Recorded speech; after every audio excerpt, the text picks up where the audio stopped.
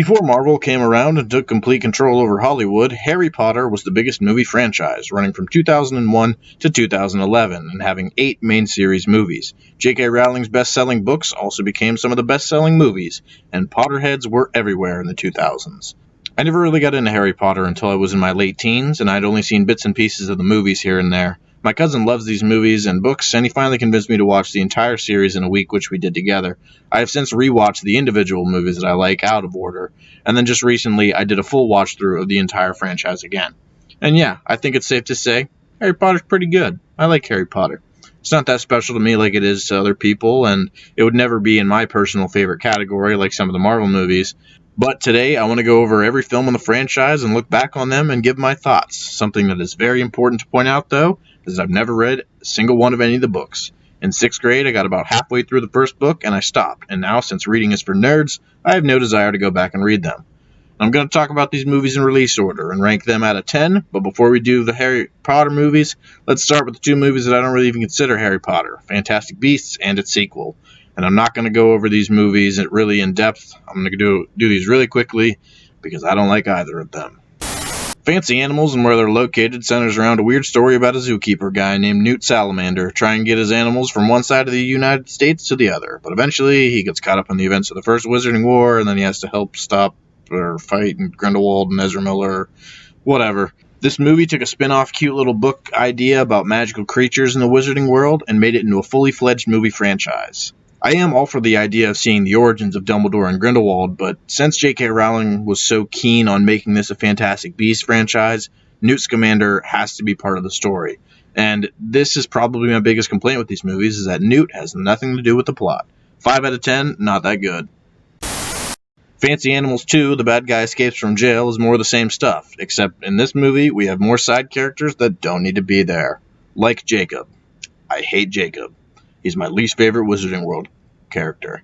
I'm completely not invested in the plot of either of these movies, and really only here for the fan service, which are the only good parts in these movies. 4 out of 10 for the sequel. Alright, now that those strange movies are out of the way, let's get into the real meat and potatoes. Did you ever make anything happen? Anything you couldn't explain? You're a wizard, Harry. Harry Potter and the Magical Rock is the first movie in the series, and I refuse to call it either the Sorcerer's Stone or the Philosopher's Stone, because if they can't pick a name, then neither can I. This movie is great. It's an overall introduction to the series, and people tend to overlook just how important this movie truly is. It set up the world of Rowling's books perfectly, and apparently J.K. herself cried after seeing the first look at a live-action Hogwarts. The main conflict in this movie is about how Voldemort wants to come back to life after he almost died trying to kill Harry when Harry was a baby. He attaches himself to the Defense Against the Dark Arts Teacher of the Year, Professor Quirrell, and then he tries to find the Sorcerer's Philosopher's Stone. And let me just stop right there and bring up possibly my biggest issue with the entire Harry Potter series. Voldemort is a dumb character. Yes, I know the whole thing where they say that the main character is only as good as his villain, and then you can't have a good story without a good antagonist, but I really struggled to like Voldemort. My main problem with Voldemort is that I have no idea what he's out to achieve, and I'm stumped on how he has so many followers when all that he promises his Death Eaters is that they will rule the world and some vague magic or something. He doesn't get a redeemable backstory either, like better villains such as like Thanos or Darth Vader. And yeah, I know those guys don't have the best motivations in the world, but at least they had a motivation. They never, at least in the movies, I've never read the books, they never once explain why Voldemort is so evil. And in every scene that he's in, he does one of 2 things. He talks about how evil he is, or he does something evil. He doesn't even show up that much in the entire series also. Let's go over every Harry Potter movie and explain what Voldemort does in them. Philosopher's Stone. He tries to get resurrected. Chamber of Secrets. Tries to kill Harry. Prisoner of Azkaban. He doesn't appear. Goblet of Fire. Gets resurrected and then tries to kill Harry. Order of the Phoenix. Tries to kill Harry. Half-Blood Prince. He doesn't appear. Deathly Hallows. Tries to kill Harry. Deathly Hallows 2. Tries to kill Harry. Now, if you're marching down in the comments right now to tell me that Voldemort's motivation is to kill Harry, well, then my question is, what was his motivation before he tried to kill Harry as a baby? It just doesn't add up to me, and I really don't see Voldemort's motivations.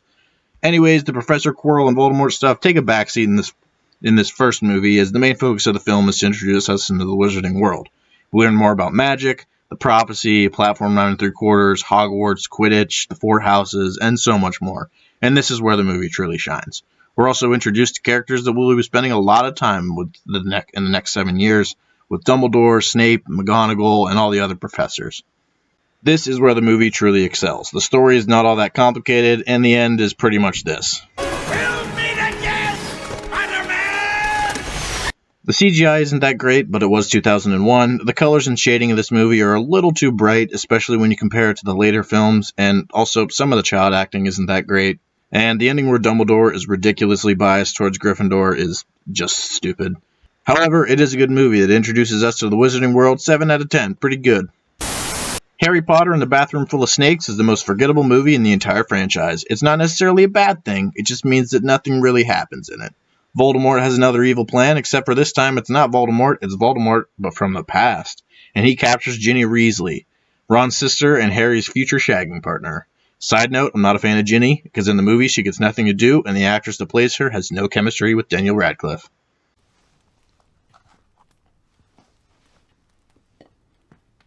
Good. Basically, the rest of this movie is just Harry and Ron, because Hermione's in a coma or something, trying to find the Chamber of Secrets, and then they do, and then Harry kills the evil snake guy, and then he stabs a diary, which is later revealed to be the first Horcrux. This movie introduces Gilderoy Lockhart, who is one of my favorite characters in the Harry Potter series. Kenneth Branagh plays Lockhart great, and he steals every scene that he's in, and it's a shame that he's not in other movies in the franchise. I'm not a huge fan of Dobby. I don't hate him or anything. I just think that he's just on the mediocre side of the weird-looking comedian side characters. But I really don't have much to say about this movie. As I mentioned earlier, it's kind of forgettable. One thing that I remember about this movie the most is how they speak Parseltongue, which for some reason is so funny to me. Harry Potter and the Furry Godfather is, in my opinion, the stupidest movie in the entire series. Now, I don't think it's a bad movie, I just think it's stupid, and there's a difference, and let me explain. I'll start with the big one. This has been discussed countless times before, but I have to mention it when talking about this movie, and there is no world in which giving a 13-year-old girl a time machine is a good move. McGonagall didn't even give it to Hermione for a good reason. She didn't give it to her so that she could do good things, like save Harry's parents or kill Voldemort when he was younger. She gave it to her so that she could take extra classes. Nerd! And if you're going to scream at me in the comments saying that that's not how the Time Turner works, I will direct your attention to Harry Potter and the Cursed Child, which is literally a plot revolving around saving people with the Time Turner, and according to JK herself, is canon. This movie has two of the stupidest plot elements in the entire series packed into one movie. Not only do you have the stupid Time Turner stuff and the countless possibilities that it could fix, but you also have the Peter Pettigrew stuff. You expect me to believe that this rat has been a human man for over a decade and has slept with this little boy for that long. Okay. Also, the Marauders map that Fred and George give Harry, it's clearly capable of showing Peter Pettigrew. So how come Fred and George were never suspicious that their little brother was always in the same room as this Peter Pettigrew guy? Anyways, my main complaint with this movie, though, is how Harry Potter acts. Harry Potter is a sociopath in The Prisoner of Azkaban. In the first scene, we see Harry brutally torture his aunt by inflating her and then leaving her in the sky for hours, only to get a slap on the wrist later for this. I get that Aunt Petunia was being mean to him there, but she was out there for like 3 hours. Also, in the scene where Harry learns what he thinks is the story of Sirius Black, he doesn't say, I need to talk to him, I need to confront him. He says, because when he does, I'm going to be ready. When he does, I'm going to kill him. Calm down, dude, you're only 13. Every time I watch this movie, I cannot get over how angry Harry Potter is. Now, I know it seems as if I just bashed on this movie a lot, but I really don't hate it. I just think it has some weird plot elements, and it kind of misuses Harry. Pushing those two dumb plot elements aside, this movie is not that bad. If you don't think about the plot too much, it's easy to have fun with this movie. The two main characters introduced in this movie are Sirius Black and Remus Lupin, who are two of the strongest and well-written characters in the entire series. Both act as father figures to Harry, and the twist that Sirius was never bad and was framed by Peter Pettigrew was executed pretty well, aside from the weird rat stuff. This movie is where things start to get real for Harry, Ron, and Hermione, and it's a fun adventure. 6 out of 10, pretty good, but has some weird plot elements. Harry Potter and the one where they kill Cedric is the most controversial movie in the entire series. I see a lot of people say that it is nothing like the book and that it ruins the story. And I see people who have only seen the movie, like me, don't say that, and they don't see those issues, and they end up liking the movie. The latter category is the one that I fall into, as this is my favorite movie so far. This movie is where shit gets real. Harry has to compete in the Triwizard Cup, Voldemort gets resurrected, and Harry has to watch Cedric Diggory get killed right in front of him. This is a really entertaining movie to me. The trials of the Triwizard Cup are fun to watch, and each one provided a cool scene where Harry had to prepare for the trial. But you can always use Gillyweed. Before he eventually completes the trial. I see many people bash the movie's team drama elements, saying that they are distracting from the overall movie. I disagree, as these characters are all teenagers, so not including the drama that comes with being a teenager would not be true to the ages that these characters are. I also really like the secondary villain in this, being Barty Crouch Jr., as both actors that play him, since he's using Polyjuice Potion, are great, and David Tennant is one of my favorite actors. I like watching this movie again because you know that Mad-Eye Moody is not actually Mad-Eye Moody for the majority of the movie and that he's bad. Also, this part is really well written. Are there others? In the graveyard, were there others?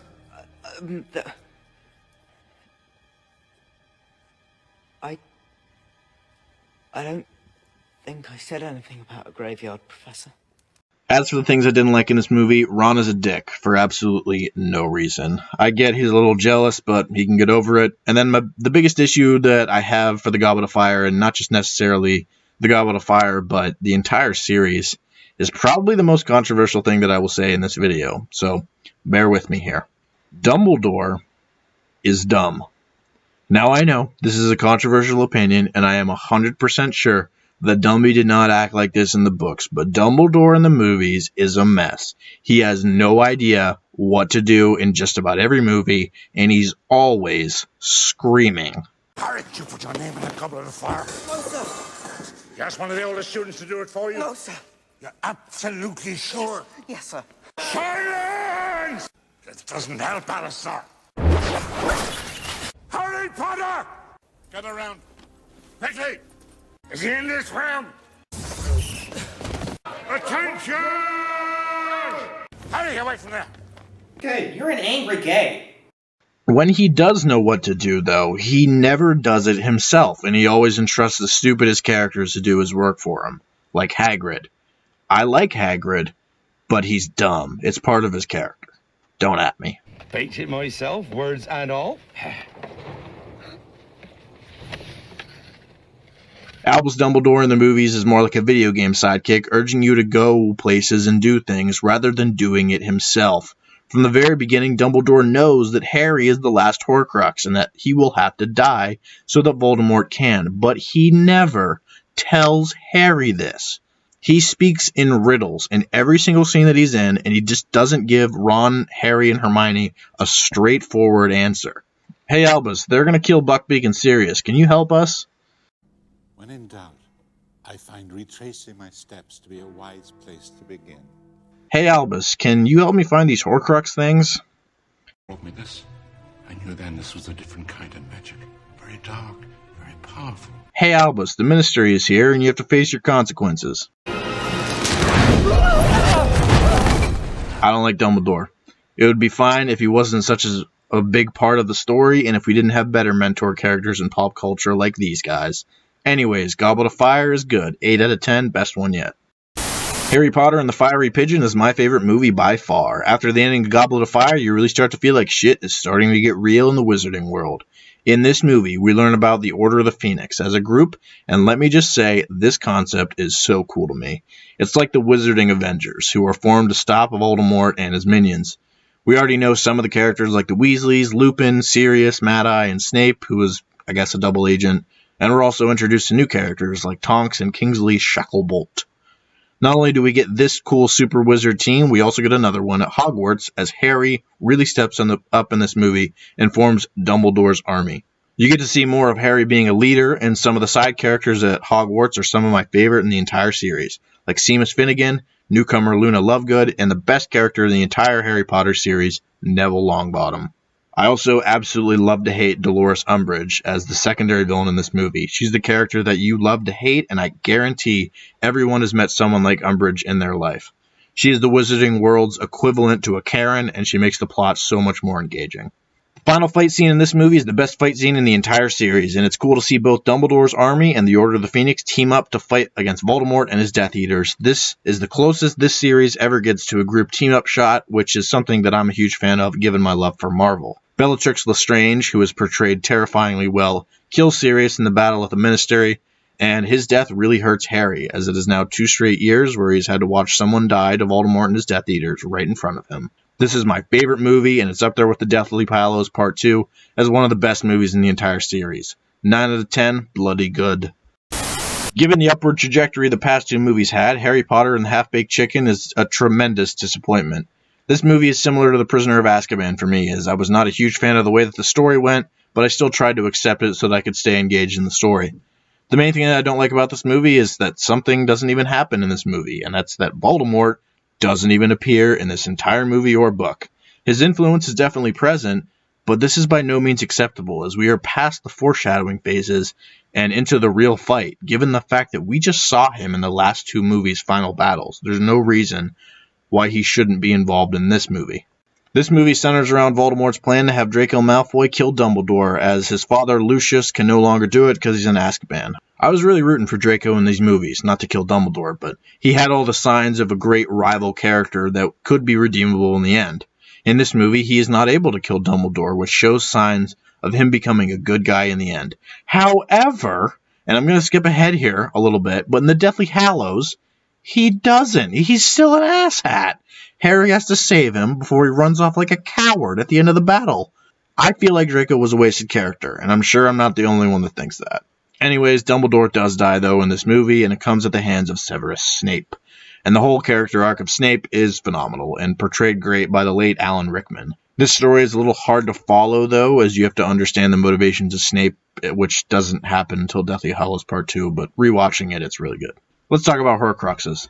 It's not the worst idea for a final trial for Harry, but I will say that the way to kill Voldemort kind of felt like a Legend of Zelda game where you have to find all the old relics that have some sort of forsaken power. The thing that really drags down this movie for me is the entire arc that Harry and Dumbledore go on, where they try and find the first Horcrux. And this goes back to my opinions on Albus being a stupid character. Not only does Dumby not tell Harry that he is the last Horcrux, he takes him on this ridiculous journey to try and find the first one. This concept should have been the easiest in the entire series to execute. Harry and Dumbledore get to share an adventure together outside of Hogwarts. You could have them do so many cool things together. They could journey through dungeons. They could fight all the wizarding monsters. And they could just explore the wizarding world. Instead, we are set to a scene where Harry has to force Dumby to drink poison, which watching it, for some reason, is so funny to me.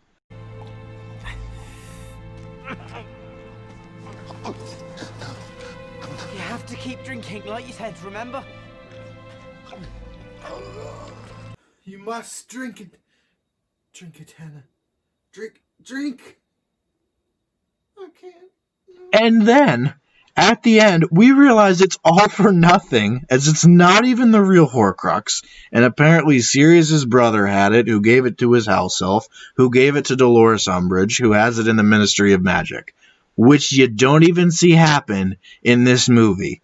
This whole segment, in my opinion, is the dumbest part in the entire Harry Potter series. It's up there with the brutal torturing of Aunt Marge, and I'm sorry. I really wanted to like this movie, though, as it was the penultimate story before the final battle at Hogwarts, but I really couldn't get myself to enjoy it. 6 out of 10. Really disappointing.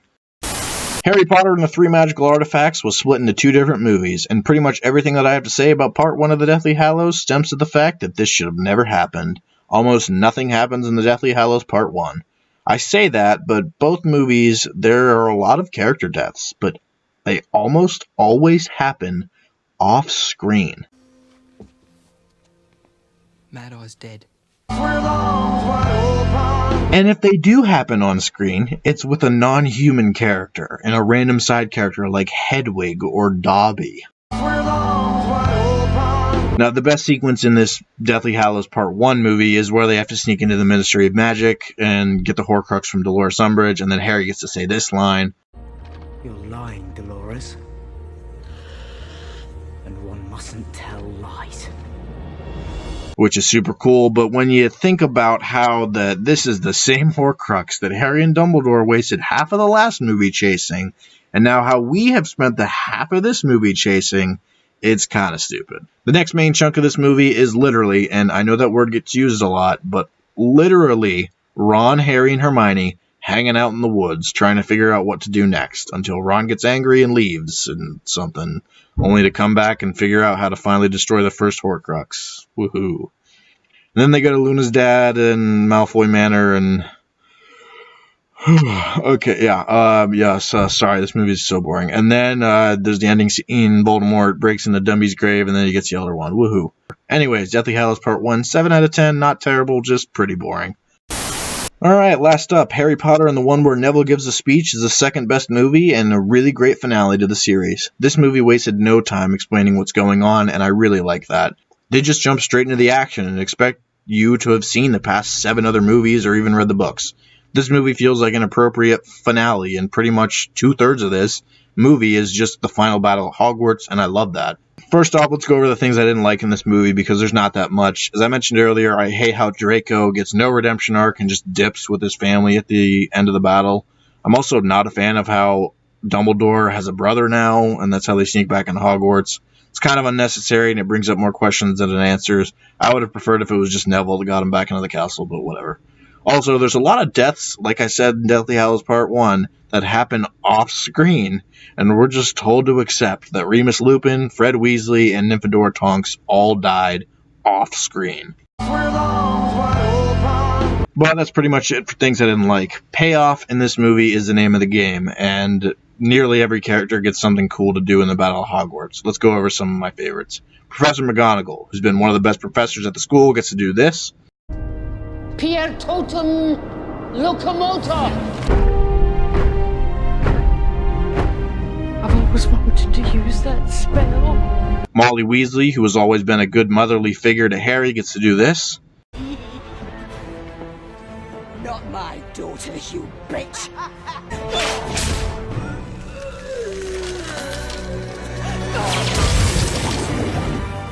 Ron and Hermione finally get to do this. And Neville Longbottom gets to do this.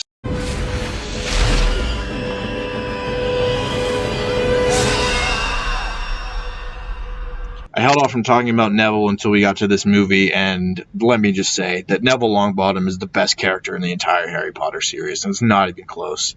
He went from a socially awkward kid in the first couple of movies to being the catalyst that helps win the Battle of Hogwarts. I challenge any of you to find something that you hate about Neville.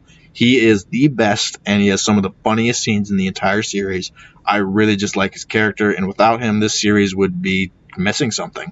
Another thing that I really liked in this movie was Snape's redemption, and it comes full circle with his character arc. You finally get the full story on why Snape was such an enigma in this series, and you learn his motivations. Sadly, he had to die for this to happen, but his character comes full circle, and it's great. The battle itself is choreographed well, as you have Harry and Voldy fighting all over the castle, and there's added drama knowing that Harry has to die so that the Horcrux inside him can be destroyed and that Voldemort can die. I will say, though, that Harry Potter wand battles can sometimes look a little dumb, as it kind of just boils down to who can point their wand harder. But in the end, Harry wins and kills Voldemort, and then casts aside the temptations from the Elder Wand, and then we flash forward, and Harry has kids, and they go to Hogwarts, yada yada yada. 9 out of 10. Pretty good movie, and a solid conclusion to an overall good fantasy series. So there we have it, Harry Potter. Overall, despite not me being a huge Potterhead, I really like Harry Potter. My sister and my cousins are huge fans of this series, so I do have some personal bias towards it, though. But I consider Potter as one of the pillars of pop culture, up there with Star Wars and Marvel, and I'm happy that, for the most part, it's another strong franchise that we have to enjoy. Let me know what you think about Potter in the comments below, and if you agree or disagree with my own opinions. Thank you all for watching. I tried to up the quality for this video, and it took me a lot of time to make. So if you would please, it would mean a lot if you would comment and subscribe. Thank you all, and I'll see you guys in the next video.